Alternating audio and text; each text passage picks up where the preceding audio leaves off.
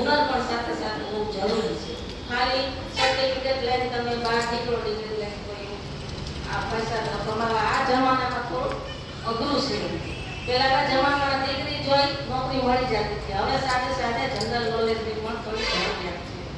એટલે થોડું હુનર તો દરેક બાળકમાં કોઈ પણ ટેલેન્ટ હોવું તો જોઈએ. પછી ભલે ગમે તો એવું નથી કે શિક્ષણને લગતું કોઈ પણ બાબતનું જો ટેલેન્ટ હશે ને તો એ બાળક ક્યારેય પાછું નહીં પડે.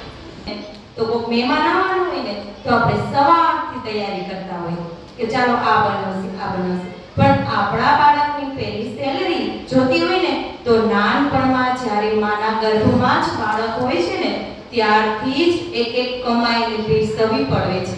ત્યારે જ બાળકમાં એકાગ્રતા આવે છે.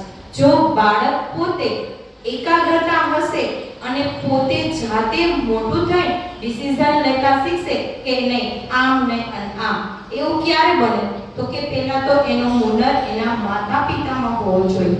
ડિગ્રી હોય આવડત ન હોય તો પૈસા તો કમાશે જ નહીં.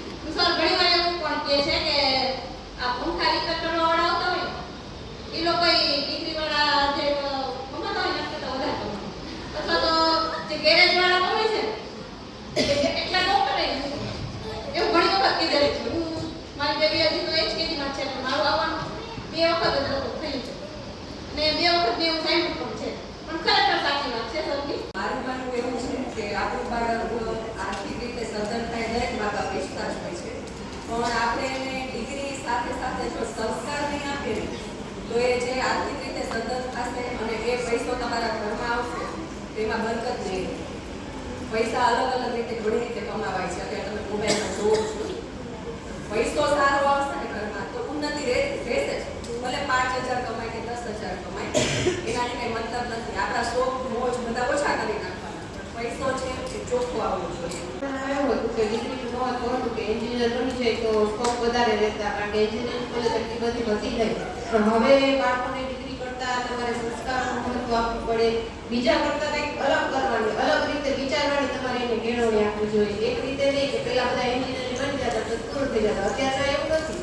અત્યારે સમોસા પણ ઘણા બનાવતા હશે પણ જે શાક બનાવતો હશે એનું વેચાણ વધારે થશે.